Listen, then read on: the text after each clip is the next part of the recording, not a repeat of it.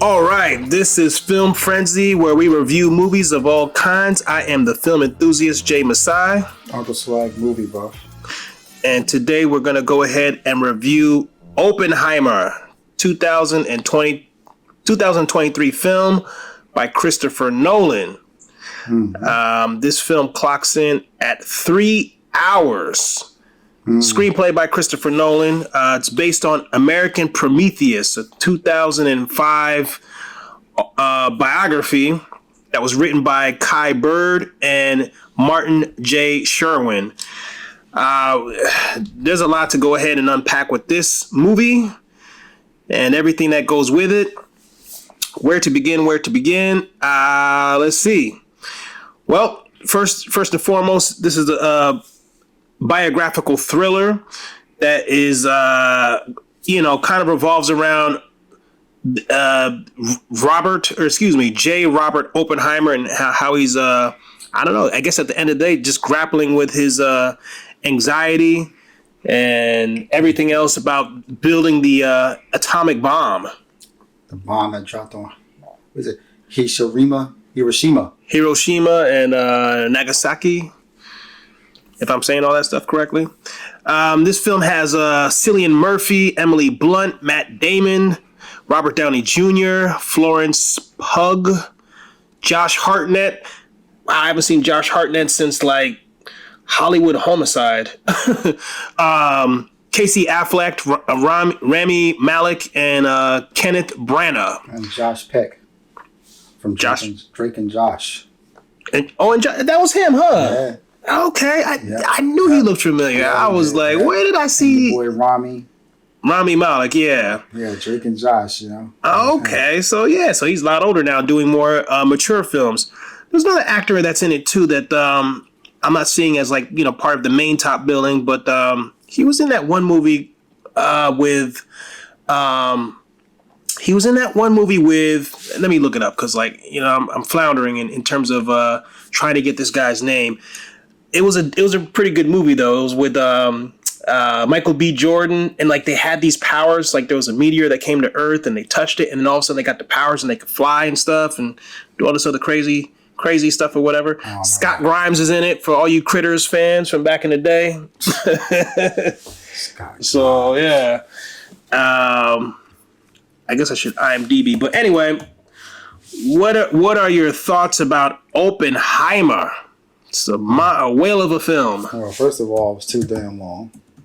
They could have did an hour and a half. There was too many people in it. Too many stars in it. Like extra people they didn't announce. Just the opening, of course, dragged on like they said it was going to do. I was just, it was just too long. 3 hours. 3 hours, and that's not with the trailers. So, but this movie cost $100 million to make. He got these big budgets. Somebody pocketed $50 million. Somebody pocketed $90 million. Somebody pocketed $90 million on this movie, and I'm not gonna say I was totally disappointed. I can't say I was totally disappointed. It was interesting, but just that first dragging on with the whole thing, I died off for a second, woke back up. I don't know. Matt Damon looked like he was crooked.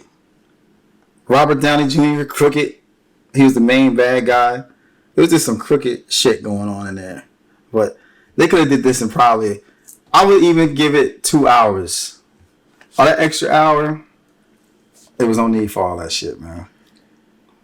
They could have did the movie in an hour and 40 minutes. Hour and 40? I told you they could have put a short mini-series for TV like they did OJ.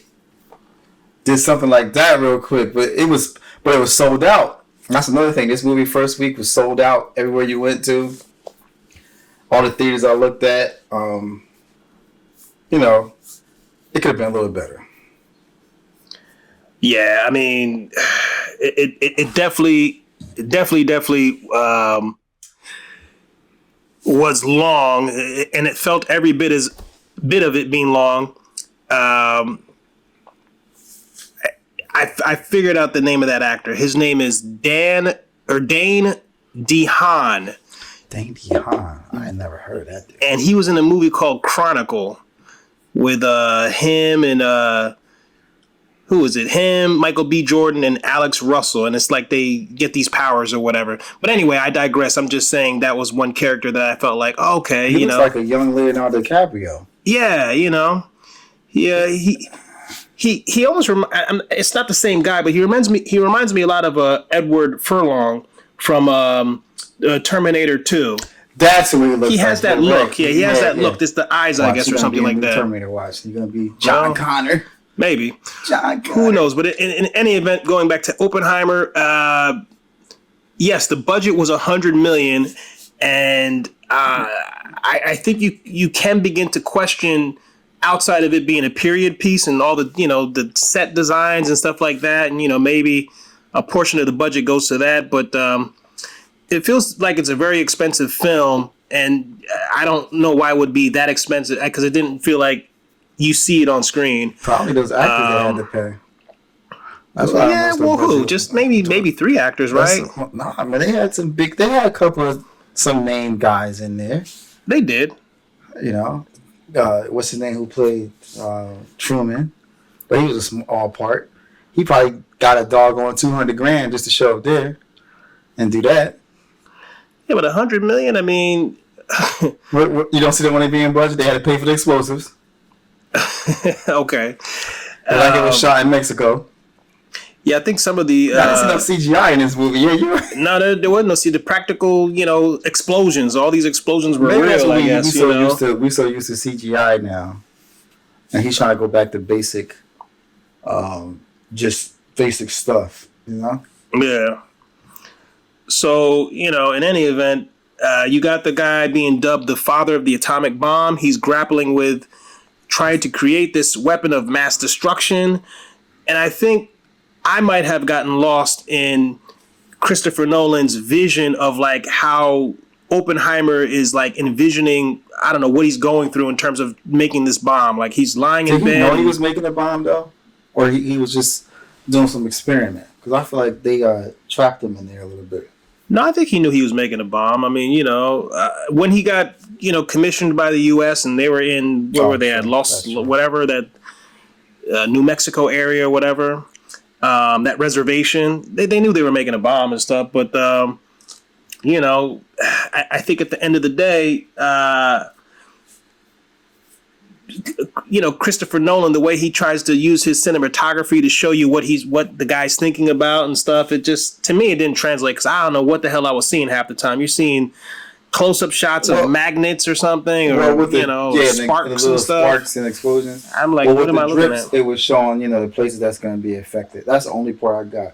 But with the fire and the other stuff, like you said, the little sonic thing, I don't understand quantum physics and all that. So I think some of that stuff, maybe it requires another viewing, but maybe it requires isolated viewings, because I'm not finna watch 3 hours all over again. So maybe I'll watch certain parts of it. But it'd be on Paramount in 2 weeks. You think? 2 weeks? How much did this movie gross already? Don't say that. No, it does.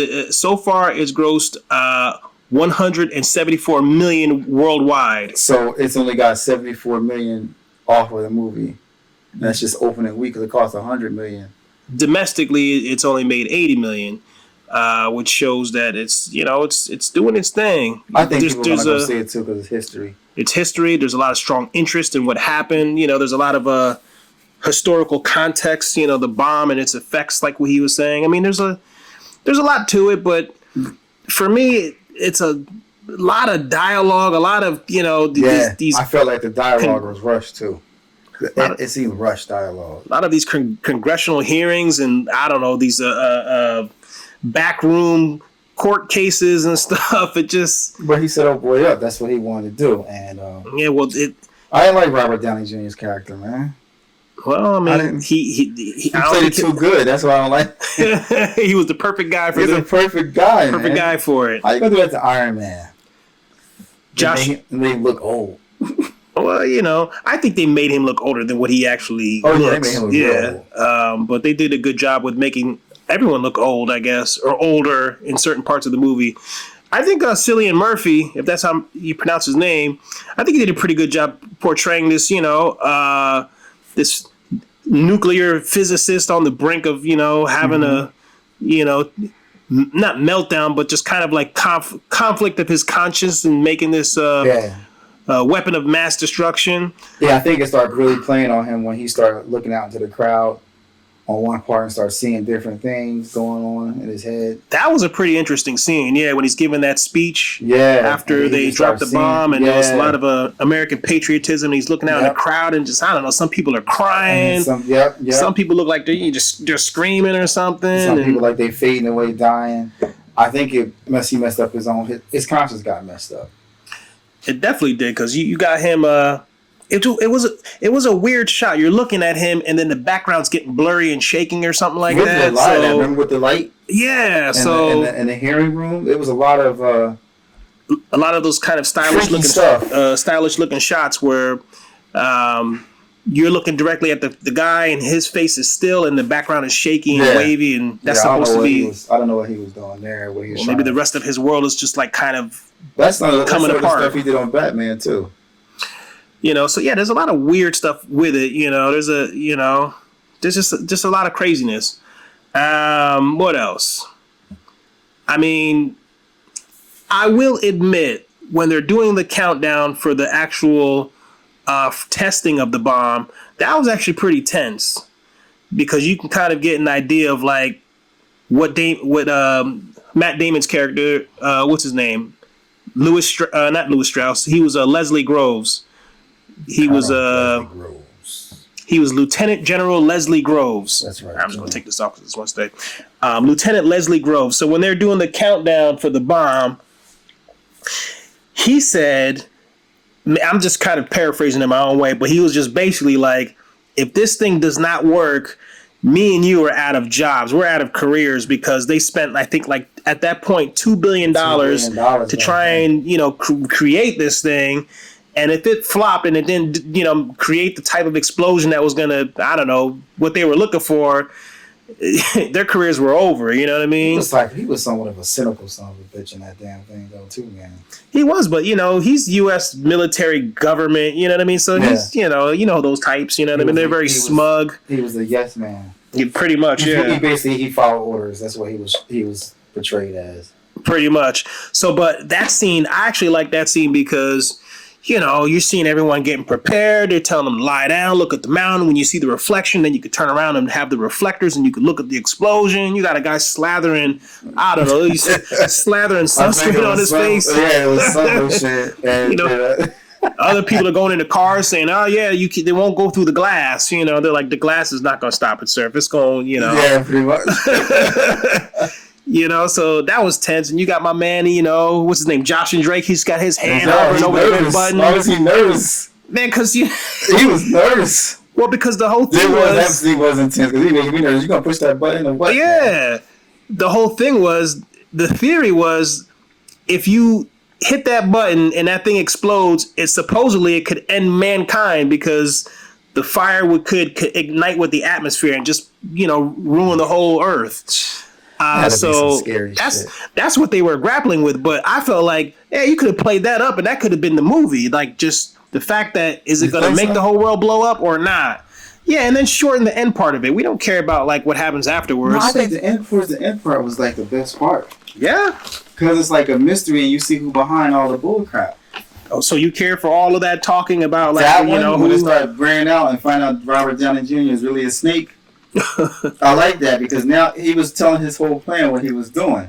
Who he's running with? Yeah, he was a damn communist, but he was coming off like, "Oh, come on, Oppenheimer, I got your house over here," blah blah blah, and because he was trying to get into office or something. Yeah, he was a fucking snake. Well, who was trying to get into office? One of them were, right? Downey Jr.'s character. Oh, okay, right. Remember he said the power is the one who sits in silence. Right. He's trying to be that guy. And then old boy came in there and started destroying everything because they thought he had him paid off or something. But, I don't want to tell the whole movie. But, listen. I think towards the end, the movie was, as it started picking up, it was better. It started getting better. So I like little mysteries and unpacked things, but they should do that shit at the beginning. I guess since it was 3 hours, they're trying to really build that world. They're trying to show this guy as a young man when he was, just like a budding, when he was studying at Cambridge, and just kind of where his mindset was. Like, he tried to poison his damn teacher, man. That's an evil brother. You know what I'm saying? Like, I guess when you think about it, maybe he had to see if he had it in him to do something destructive for what he was going to maybe create on down the line or something. I don't know what that was about, but when he did that and comparing to what happened, and he tried to play the martyr, as his wife said, I think he was really an evil ass genius. He was, but he was very conflicted because when he did it, he didn't feel good about it. But then he's talking about the power he had. He can live off that name because everybody else went crazy or left or something. Right. He stayed the course. He's just like getting awards and shit for that. Right. Because he wanted the power. Because remember, he said, "You're not gonna worry. He said, blood's on my hands." He's like, they don't care about your blood. They only care about who dropped it. That's what Truman said. That part was classic, man. That was actually a good scene. Well, I think in that when he wanted to see, do I have the power or not? He truly couldn't handle Oppenheimer anyway couldn't handle that responsibility of creating it. He created it, but it's almost like he tried to double back on creating it, and it's like, right. You don't create a weapon to then say, okay, now that we've created this weapon of mass destruction, let's try and somehow negotiate peace, and other countries stop making weapons. We'll stop making weapons. It's like, no, we're gonna create more weapons. And that bomb killed a lot of people. Yeah, it killed well over 20,000 people, I believe, in Japan. It was a show of force for the entire world, and also we were in an arms race with the Soviet Union. But that was the Cold War, around the Cold War. Yeah, so so there's that. But at the end of the day, though, it just was a long movie. It felt super long. Certain parts were interesting, like the relationship he had with his side chick, that had the issues. I didn't like all that, man. Yeah? I didn't like the fact that the scene, they're having sex in the damn congressional, the little trial thing. Like, why you gotta bring that in there? I mean, I understand people, but it's like they gotta use it to sell the movie too a little bit. Like, come on, man. That right there was a little bit too much for me. Like, it's history, right? Let's just say you wanted to bring some kids to watch about history. And now you got this dude, she jumped on this dude right there in the I mean, come on, man. That was a little, I don't know, maybe I'm old fashioned. I was like, all right, now we're going too far. Yeah, I mean, I guess that's him. That's Christopher Nolan being, artsy and stuff like that. That wasn't Batman. It wasn't, but, I think it was trying to show to his current wife the fact that he had that affair, and it was kind of almost playing out in that actual trial in front of her. She knew about it, but it was almost like, remember, because it's like when they were having sex, it's like old girl was looking at her, at the wife, the current wife, the Emily Blunt character. What's her name? Her name is Kitty. Catherine Oppenheimer, and it's just like she felt like, because remember she kept on saying he doesn't want to stand up for himself. Why don't you? You know what I mean? Oh, she was a badass chick. Yeah, she just was like, it's almost like you're being complicit. You know what I mean? But she kept on going. She didn't shake dude's hand either. You shook his hand? Yeah, man. She was. You shook that motherfucker's hand? You're showing weakness. Oh, man, can't shook it. She heard that all them years. Nigga, I ain't shaking your hand. Bounce. So what we gonna give this movie? Well, hold on a second. Now we end up. What parts did you not like? You didn't like that part. I like that part. I didn't like the first hour. No. Listen, because it was dragging too long. I was looking at my clock. It's dragging. Like I told you, if a movie got good to me within the first, I give you 20 minutes, I'm ready to walk out, but I couldn't walk out. I got it. I feel like I got this movie's comparison. It's not a fair comparison, but it's a good comparison. This movie, to me, reminds me a lot like the movie A Beautiful Mind with Russell Crowe. Hell no. Yes, because think about it. Hold on a second now. You got in the mind of Russell Crowe, and you were trying to experience everything he was experiencing. Like, now, obviously, Russell Crowe had like some type of paranoia or something like that. He was schizophrenic. Right. But Crazy. this guy was dealing with Office rocker. Yeah, but this guy was dealing with the anxiety as well too, creating the bomb, and that's why he was always having these weird visions and seeing weird things that was trying to take us in his head of what he was seeing. Like he was seeing black holes, he was seeing vibrations and stuff. I think that motherfucker was sick and he wanted to kill people. I'm telling you. Who's that? Oppenheimer? Oppenheimer.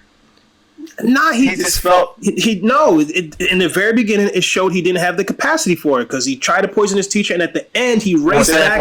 What did he do? He tried to poison his teacher. So what does that say? The motherfucker was evil already. Yeah, but he stopped it from happening though. Remember, he ran back, and when the guy was getting ready to eat the apple, he didn't let him eat it. He stopped him because it was a teacher or instructor. So he didn't have it in him. He didn't have it in him to do it. He did not have it in him. I still think that statistical motherfucker was evil. Yeah, well, it's like you build something, and at the minute, shoot. And then he said, the father of the atom bomb. That really got his ass hyped up. Who else is in this that's like a notable somebody that we can kind of... Gary Oldman as Harry Truman. I think he did his thing. He was funny. What was it? Don't let that crybaby. Whatever that crybaby back in the White House. Kenneth Branagh. He played Niles Bohr. He was in Death on the Nile, I believe, with the chick from Wonder Woman. And then there was another one, The Oriental Express. Okay. Johnny Depp had a lot of stars on it. Johnny Depp, it's a lot of people. I can't remember the names. Okay, so he's did a lot of stuff then. Yo, he's a good actor. He's did Thor and Jack Ryan and all that stuff. All right. Jack Ryan. Yeah, Death on the Nile, Murder on the Orient Express. That was a good ass movie, man. This movie's got a runtime of 3 hours. If we haven't mentioned that before. 3 hours of your life you will not get back. 3 hours. It's got Albert Einstein being portrayed. Tim Conti plays Albert Einstein. I thought it was going to be De Niro that played him or something like that. I might have heard that at one time or another, but De Niro. We're going to drop a bomb today. Yeah. That's Pacino. Robin Al Pacino. They both know each other.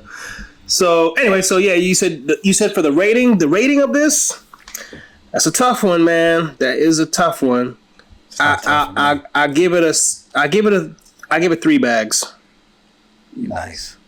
3 bags of popcorn. I mean, I just give it 2. 2 bags. I give it 2. Just because I like the cast.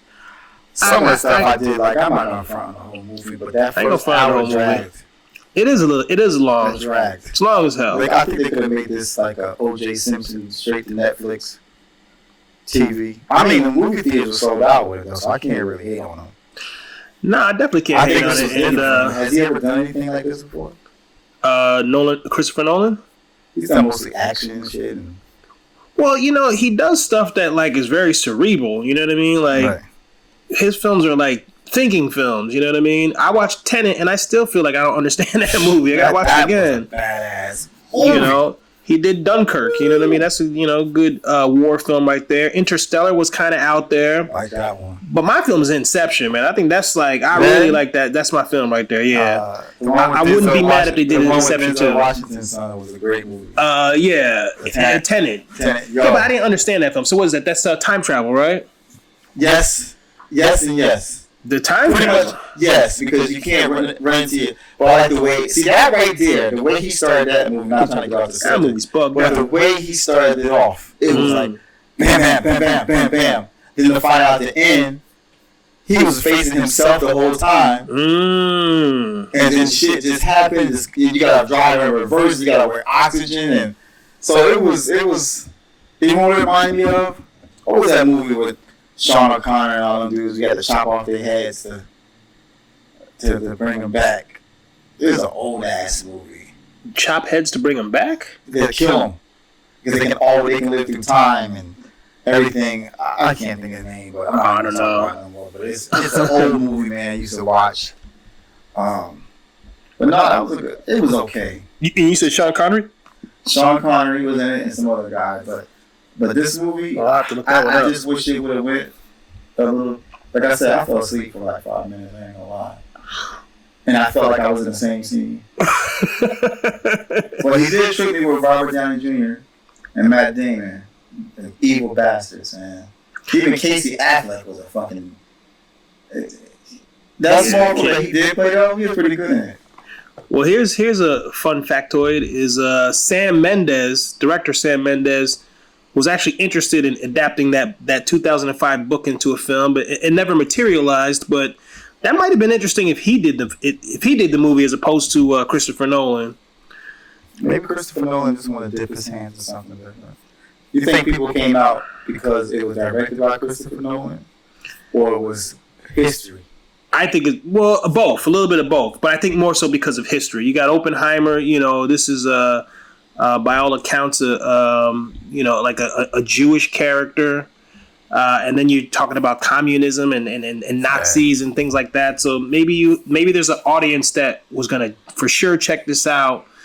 That gave it's a strong surge at the box office. And then you got Christopher Nolan, him directing I want to it. see him. I'm gonna give him another chance. I want to see him do another movie like this about history. I want to see what his. What did you see Dunkirk? I didn't see that one, but what is that about? It sounds familiar. Dunkirk is it's a historical war thriller. I probably would like that. I probably have to go back in there and check that out. Is it that one? Yeah, it's the Battle of France. Oh, you know what? Allied soldiers or whatever.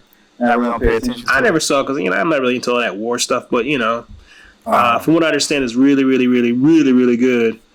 So check that out and do a blast from the past. 2017, yeah. I mean, he's got How long Nolan been directing?